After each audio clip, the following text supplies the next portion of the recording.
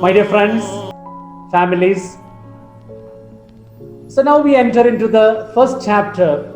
If you have the if you have the Bible with you, kindly take and open the book of Revelation, and we will be going from we will be studying verse by verse, so that it will be easy for you to understand. So kindly use the Bible, and so we shall study in a prayerful spirit. So filled with the Holy Spirit. It's not I who am teaching you, but the Holy Spirit is interpreting. I was praying in our adoration chapel, so that today it's not I who is teaching you, but the Holy Spirit should open our minds to understand the book of Revelation in the right perspective, the right meaning of the words and the verses. So, chapter 1, we have the salutation and vision of Christ. So, chapter 1 gives us an introduction to the book of Revelation and the vision of Jesus, which John the apostle had in the island Patmos. So, I have a picture here. John is seeing the vision. Here is Jesus, the Son of Man, standing in the midst of 7 lampstands. So I will explain further the real meaning of this vision. So I hope you are able to see the picture. Now in the introduction and salutation, chapter 1, verses 1 and 2, the revelation of Jesus Christ, which God gave him to show his servants what must soon take place. So the whole book of Revelation is revelation. God is revealing himself, what is going to happen. So it is in Greek, it is said apocalypsis. Apocalypsis means revelation. So it is a literature of the text. The future of the world, which is mysterious to human intelligence, is revealed directly by God. Only God has knowledge which are going to happen imminently. So God is sharing his wisdom through the book of Revelation. Here Jesus Christ is mentioned. Jesus Christ is Son of God. God became man. And the revelation which God gave him to show his servants. Who are his servants? Servants refer not only to the prophets, but all Christ's faithful. We are the servants. So content of the book refers to events which are soon to take place. So in the last class I have already said, when we read the book of Revelation, we should always understand, and all these events have already happened in the past. They are happening in the present, and they will happen again in the future. A past tense, it has a present tense, and it has a future tense. It was made known by sending his angel to his servant John. So God is sending his angel to his servant John to reveal the wisdom only which was with God. Now, who are these angels? There are lots of references to angels in the text. Angels are those who carry the messages of God. They are spiritual beings. Angels are of 3 categories. You know, there are angels, there are archangels, there are fallen angels. We can understand who are these angels and archangels, but who are these fallen angels? Fallen angels are those angels who rebelled against God and became demons. Okay, so archangels are 7 in number, so I have narrated here. So I have a picture here of a fallen angel. You see an angel who is who rebelled against God and who is thrown away from heaven. See, punished by another angel, the messenger of God. So we have 3 categories: angels, archangels, and fallen angels. So they are the demons today, tempting us to go away from God's commandments. Now when we say archangels, So we have 7 archangels. Who are the 7 archangels? We have Michael, Gabriel, Raphael, Uriel, Ziltiel, Jagudiel, Barachiel. And every word has a perfect meaning, correct meaning. Michael, we read in the book of Revelation, which means who is like God. Gabriel, we read in the book of Luke, which means God is powerful. God is powerful. Raphael, we read in the book of Tobit, which means God heals. God heals. Uriel. So only 3, Michael, Gabriel and Raphael. These 3 archangels are mentioned in the Bible. Other 4 archangels are mentioned the other books of the tradition. We don't find in the Bible. Uriel means God is light. Ziltiel means who intercedes before God. Jagudiel means one who glorifies God. Barachiel means one who is blessed by God. So can we say it together with me? All those who are listening, shall we say together? Michael, who is like God. Gabriel, God is powerful. Raphael, God heals. Uriel, God is light. Ziltiel, who intercedes before God. Jagudiel, who glorifies God. Barachiel, who is blessed by God. Okay. How beautiful. So the name of every archangel has a real meaning. So the meaning shows the message for which each archangel was sent. For example, Michael, the meaning is who is like God, because in the book of Revelation, Michael is fighting for the woman, Mother Mary, against the Satan. Gabriel comes to Mother Mary, Virgin Mary and Saint Joseph to show the power. It makes possible what is impossible. Raphael accompanies Tobias and heals Tobit. So meaning God heals. So the meaning shows the message for which each archangel was sent. Now we also hear about the 9 orders of angels. In Malayalam we say Navavrandam Malakamar. In our language, Malayalam language. In every language it has got its terminology. The 9 orders of angels. We read about seraphim, cherubim, thrones, dominions, virtues, powers, principalities, archangels and angels. Shall we say it together?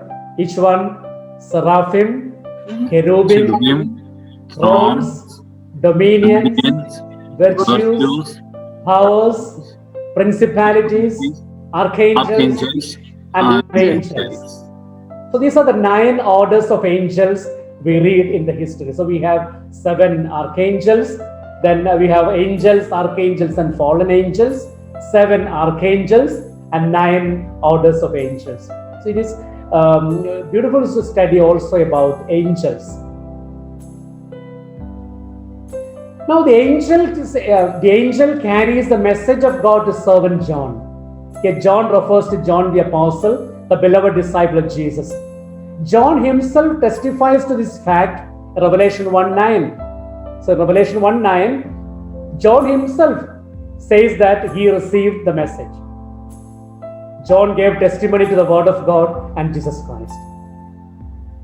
And verse 3, blessed is the one who reads aloud the words of the prophecy, and blessed are those who hear and who keep what is written in it, for the time is near. So it speaks about the blessedness of each one of us. We are blessed because today we are reading and studying the book of Revelation. So one who reads aloud the words of the prophecy, one who hears, one who keeps what is written, the message is time is near. So it is written here, everyone who reads the book of Revelation, who hears and who keeps it is blessed. So I can assure you the year 2021 is a blessed year because we begin with the study of the book of Revelation. Praise the Lord. Now, verse 4 to 6, John to the 7 churches that are in Asia. Grace to you and peace from him who is and who was and who is to come, and from the 7 spirits who are before his throne. So John is asked to write to the 7 churches of Asia. Which are these 7 churches? Ephesus, Smyrna, Pergamum, Thyatira, Sardis, Philadelphia, Laodicea. I have written 3, so twice, that's why it is 6. There are 7. Ephesus, Smyrna, Pergamum, Thyatira, Sardis, Philadelphia, Laodicea. Shall we say together, repeat together with me? Ephesus, Smyrna, Pergamum, Thyatira, Sardis, Philadelphia, Laodicea. So to these 7 churches, John is asked to write the book, the Revelations. So today we are extension of these 7 churches. So they were written to these 7 churches, and today we have the book of Revelation carried through these 7 churches. Now the book of Revelation is written in the form of a pastoral letter. So letter to these 7 churches. The address begins with the words, grace and peace, these churches. So he is writing this letter saying grace and peace to these churches. See, today every mass we begin saying grace and peace to you. Okay, so we say the Lord be with you, or grace and peace with you. Every mass is begun with the same verses is repeated. So what is grace? We always pray for grace. What is grace? Grace is a gratuitous gift from God's abundant mercy, and peace is a result of grace. So grace means I am in communion with God. See, I read. That's why I read the gospel. I spend hours in prayer on every Friday, every Saturday. In the family we pray together. We go for a good confession. We receive the Eucharist. So these are the moments. Every time we renew our communion with God. So when I am in communion, relationship with God, I receive the abundant mercy. I am in grace. So that's why we say, now I am in the state of grace. So peace is the result of grace. So what the person who is in the state of grace enjoys peace. That's why in Christmas season we always repeat the song of the angels. Glory to God in the highest, peace to the people of goodwill. Peace to the people of goodwill. Those who are enjoying the goodwill, the grace, they experience the real peace in the family, in the church, in the community, etc. Now, peace is the unity between God and human persons, among human persons, and within the human person. So, peace is the unity between God and human persons, among human persons, and within the human person. Peace among those whom He favors. Now, here it is said, grace and peace coming from where? One who was, who is, and who is to come, from God Himself, from the 7 spirits, Holy Spirit, from Jesus Christ. So we have this 7, grace and peace from God, from the Holy Spirit, okay, and from Jesus Christ. Now we read verses 5 to 6. Jesus Christ, the faithful witness, the firstborn of the dead, and the ruler of the kings of the earth. The 3 adjectives are given to Jesus: the faithful witness, the firstborn from the dead, the ruler of the kings of the earth. He loves us and freed us from our sins by His blood and made us to be kingdom, priest, serving God and Father. To Him be glory and dominion forever and ever. Now verse 7 speaks about the second glorious coming of Jesus Christ. Look, He is coming with the clouds. Every eye will see Him, even those who pierced Him, and on His account all the tribes of the earth will wail. So it speaks about the second glorious coming of Jesus Christ. He is coming in the clouds. Every eye will see him. Even those who pierced him will see him. Amen. Means yes. So I too say, I say that I believe that Jesus Christ will come again. And so 8th verse, I am the Alpha and the Omega, says the Lord God, who is and who was and who is to come. So these are the first and last letter of the Greek alphabet. So they are taken to express God is Alpha and Omega, God is first and the last. So I have a picture here. This is the symbol A is Alpha, the other one is Omega. The first letter of the Greek alphabet, Alpha and Omega. So Jesus has taken these words and say, I am the Alpha and I am the Omega. I am the beginning and I am the end. So have no fear, trust in me. Now from verses 9 to 16, the beautiful vision of Christ. So I have gave a summary in the last class, but I will explain again so that we have a clear vision of Christ from the book of Revelation. So verse 9, John at Patmos. So I, John, your brother, who share with you in Jesus the persecution and the kingdom and the patient endurance, was on the island called Patmos because of the word of God and the testimony of Jesus. So here John refers to Apostle John, who is the author of the text. He admits that he shares with us the persecution and the kingdom and the patient endurance. And he himself says that I was in the island of Patmos. So that time it was in Greece. So an island of Greece. So I have a picture here. The rocky island Patmos. So John was sent in exile. So he was alone, without other faithful, without other apostles.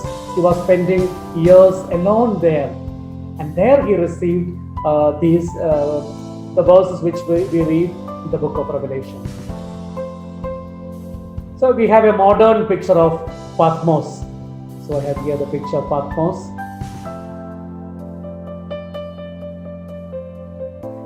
The island Patmos was 60 kilometers away from Ephesus in the Aegean Sea. It's an island which has only 40 kilometers land. Very small island, only 40 kilometers, full of rocks. Today it is called Patina in Turkey. Today it is a part of Turkey, we say, or Turkey, we say. Then verses 10 and 11 says, when he received this vision, he says, I was in the Spirit on the Lord's day. See, Lord's day is Sunday. Sabbath or Saturday was the day of rest for the Jews. But after the resurrection of Jesus, Christians started observing Sunday as a day of rest and prayer. We read in Acts 20:27. And he says, I was in the Spirit. I was in the Spirit. See, saying that I am in the Spirit means I am in prayer. So he wants to say he was immersed in prayer. See the spiritual experience he had in the island of Patmos. It was a spiritual experience. So similar spiritual experiences are found in Ezekiel 3:12-15, Acts 10:10, 2 Corinthians 12:2-4, etc. He heard a voice like trumpet which said to write in a book what he saw and send it to the 7 churches. In the island, so we can say he was on the island of Patmos on a Sunday. He was immersed in prayer. He heard a voice. What was the voice? To write in a book what he saw and send it to 7 churches. Now from verses 12-16, now the name of the 7 churches we have already said: Ephesus, Smyrna, Pergamum, Thyatira, Sardis, Philadelphia, and Laodicea. Now I have a picture which we also saw last time, the vision of the Son of Man he saw on the island of Patmos. See the picture here, you see a different picture of Jesus. The Son of Man standing in the midst of 7 lampstands. He has a long robe which shows the priesthood of Christ. The red sash the kingship of Christ, the white hair, the antiquity. He was with the Father, and he is the abode of purity and holiness. Then there are 7 stars in his right hand. 7 stars signifies 7 churches. Then the voice like thunder, the eyes burning with the power of the Holy Spirit, and a sword coming out of his mouth. That means the word of God. And his feet like burning furnace, the strong feet of Jesus. So this is the vision of the Son of Man John saw in the island of Patmos. So 7 golden lampstands refer to 7 churches. Church is called to be light in the world. In the midst of the lampstands, he saw the Son of Man. His characteristics are narrated in the following verses, so which I explained just now.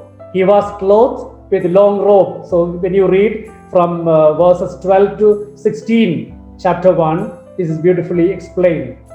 In the midst of the lampstands, I saw one like the Son of Man, clothed with a long robe and with a golden sash across his chest. So the long robe is the dress of the priest in the synagogues. So Jesus is the high priest. The golden sash across the chest was worn by high priests and kings. So Jesus is referred here as high priest and king.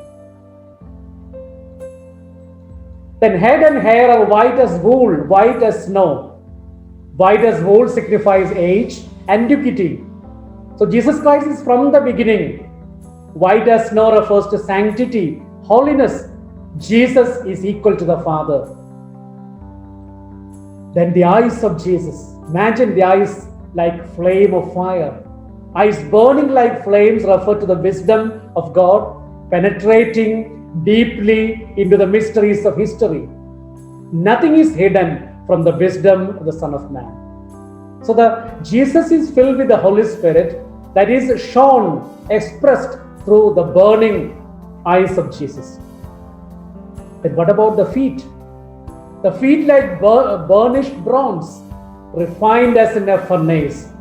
Feet stable and swift. His feet are so strong that no powers can shake him, but he can reach to anyone who is in need of him. The strong feet of Jesus. Then the voice of Jesus. The voice like sound of many waters. See, when we when we hear the powerful voice, when we stand near a reservoir or a dam, we hear the thundering voice of the water. Then we cannot hear any other voice. The same way, the commanding voice of God. The whole creation listens to the voice of God.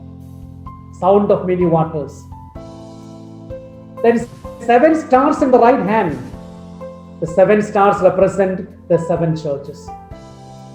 So we are the extension of these 7 churches today. This shows we are safe. We are safe in the right hand of Jesus. Sharp, two-edged sword from the mouth, the word of God. The sword symbolizes the execution of judgment of God. So from the mouth of Jesus, the word of God is coming. The words of hope, the words of judgment. Finally, the face shining with full force like the sun, the symbol of divinity of Christ. Now the question is, why at that time John was given this vision of Jesus?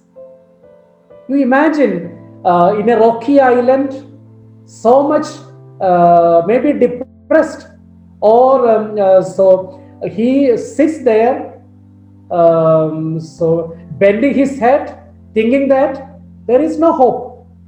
There is no hope for the church because the Roman empires are so powerful, so persecuting the church. So he was given the vision. John, look at Jesus. He is the priest, eternal priest. He is the king. There is no other king greater than Jesus. And his voice is powerful than any emperor's. His feet are so strong. His words are so powerful. His eyes full of wisdom. The churches are safe in his hands. You look at Jesus. You look at Jesus. Look at the face of Jesus. See the vision of the Son of Man. Have nothing to fear. Same message is given to us even today.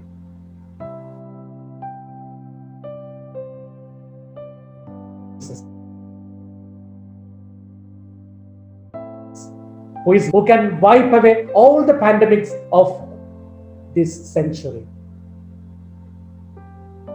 Now, what was the response of John?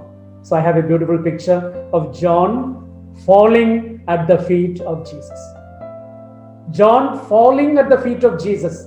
He had nothing to say when he saw the vision of the Son of Man.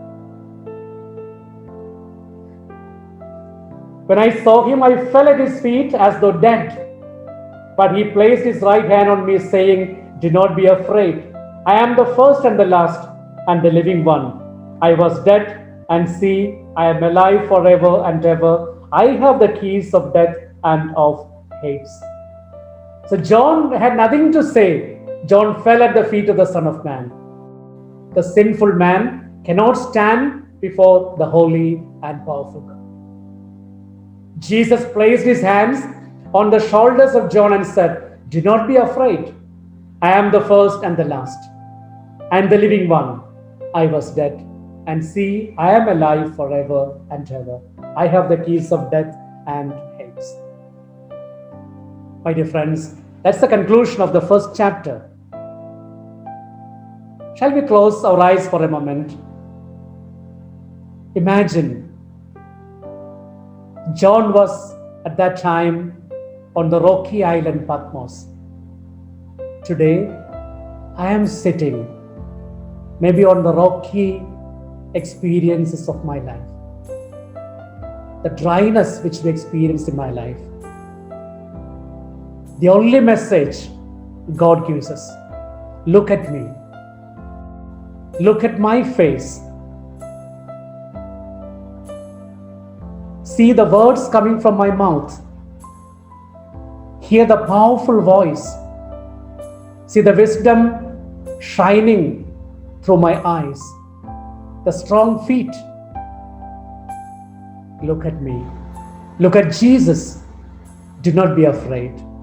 Have trust in me.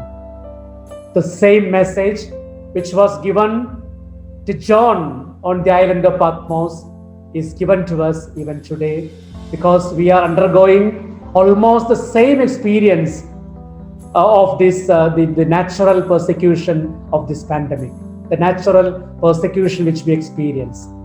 But the book of Revelation gives us the real hope, the real strength, the real courage to go ahead in this new year 2021. Praise the Lord. Praise the Lord. So now the message, Son of Man is powerful, who carries the churches in his hand. Right hand is a symbol of power. No one can snatch us away from him. Church is safe in his hands. Risen Christ is invisible but lives in the church. It is expressed by the symbol of the Son of Man standing in the midst of the 7 lampstands, which are the churches. Lamps are the angels, so they are leaders or bishops of the churches. Church, the lampstand, carries Jesus the light. The mission of the church is radiate the light of Christ all through the world.